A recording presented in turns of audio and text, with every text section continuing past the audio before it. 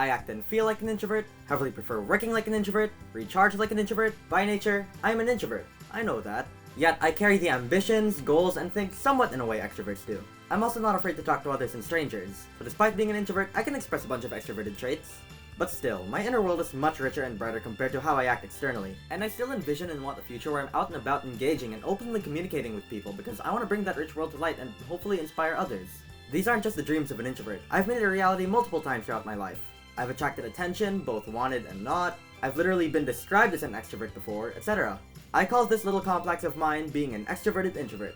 Or being an ambivert, but I'm definitely more of an introvert right now. Either way, I want to talk about this little dynamic because I've gone through some shifts in personality up to this point, yet this inherent nature of mine has stayed consistent. It's never changed. For the fun of this video, I'm gonna actually take some reference from the Myers-Briggs personality types to help sort of describe and further broaden the scope of how I've behaved throughout my life so far.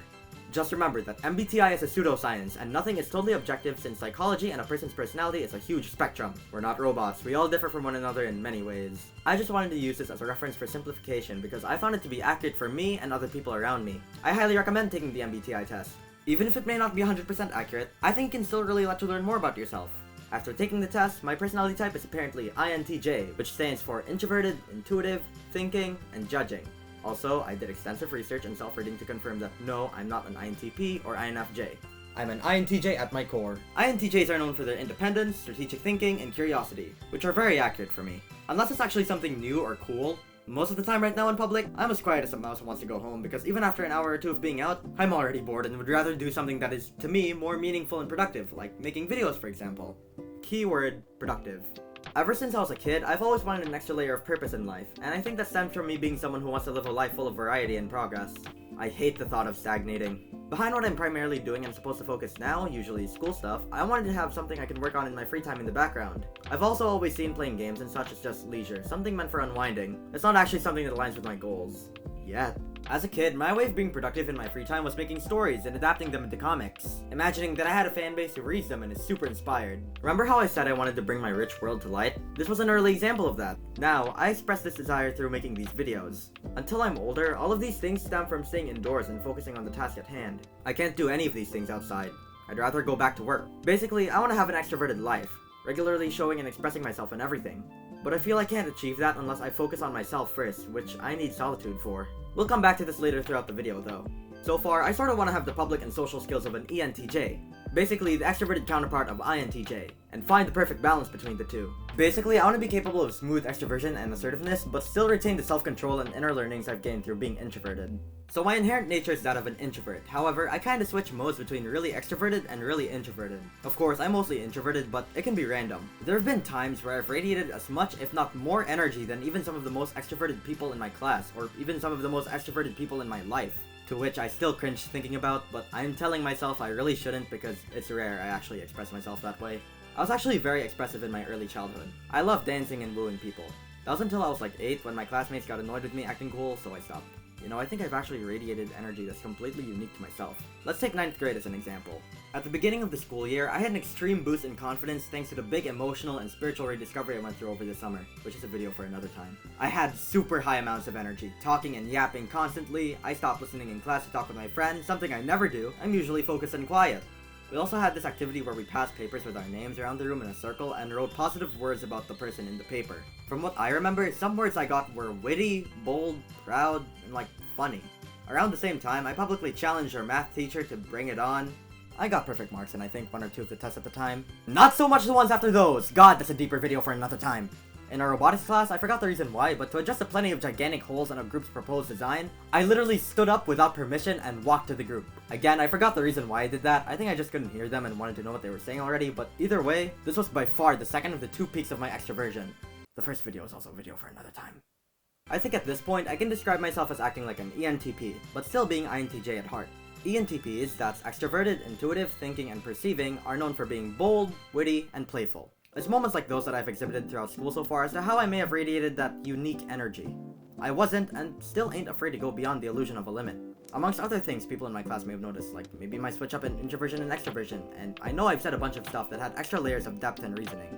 Heck, I got an award for insightfulness in 8th grade, and I would have gotten one in the 7th, but I was caught bringing a phone to school, and that offense meant I couldn't get the award.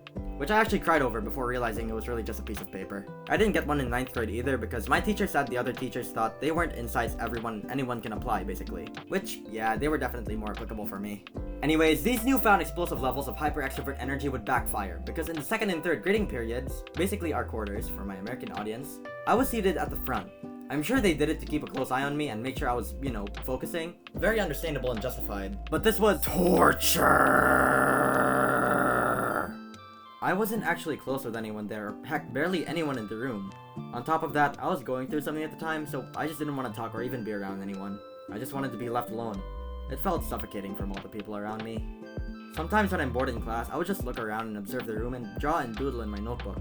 But I couldn't even do that because I was seated at the front, so the teacher would obviously notice me.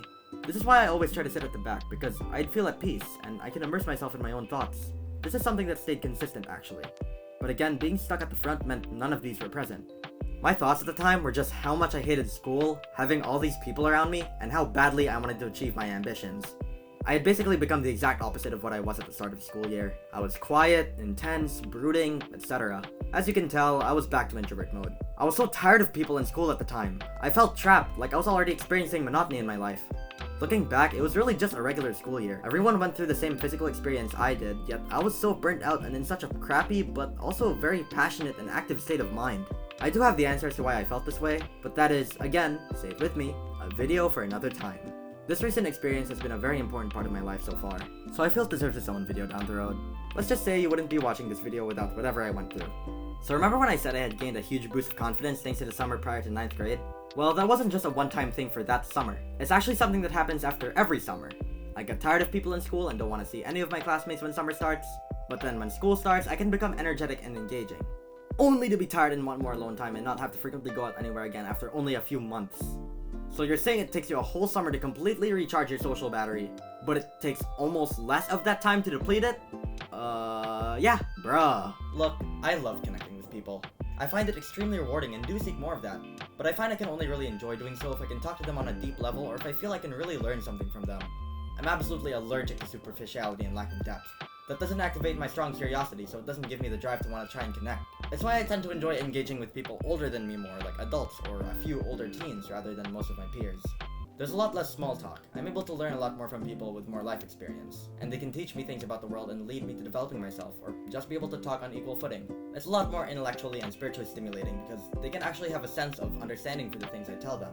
I'm at least super glad I have it in me to socially adapt and express myself. I don't know if I'd be able to do anything without it. I know I have it in me to be more outgoing, engaging, heck, maybe persuasive, and even charming because I've been able to pull it off in the past and recent present. But either way, these skills I've shown to have talent in can't be fully realized until properly refined and expressed first, which I really do intend on. I've already planted the seeds and am applying some of it. I've actually come to realize recently that I think I've got the heart of a performer. A part of me loves playing parts and acting. I think I'm pretty creative when it comes to that stuff. One time I literally threw a chair across the room for a performance project. Wasn't even in my script, just came up with it on the spot and people thought it was cool. In my room I actually absolutely love to dance and groove freestyle. Really gets my body moving. Like I said, the goal is to be able to adapt and gain the abilities of an ENTJ, and I'd say I'm making pretty good progress so far. Right now in 10th grade, I've been very confident and assertive, inside and when I need to, outside of school.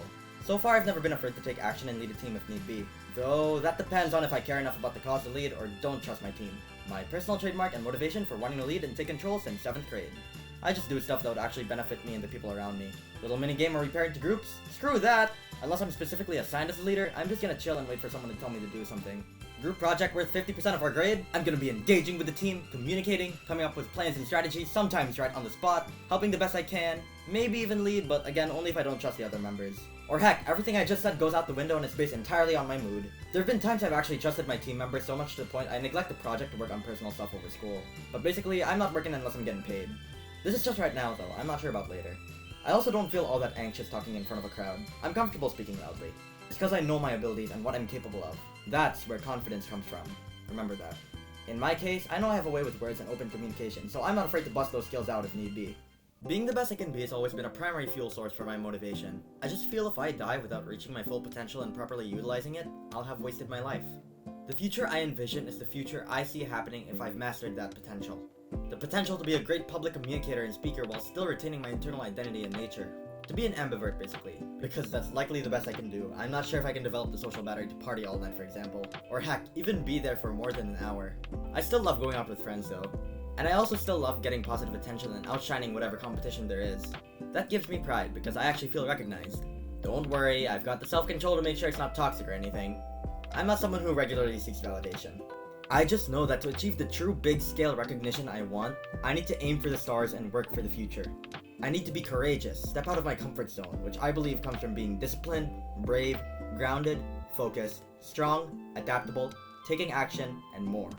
I also need to absolutely keep my morals in check, but most importantly, I want to be myself. My identity means a lot to me, and I don't want to let that go.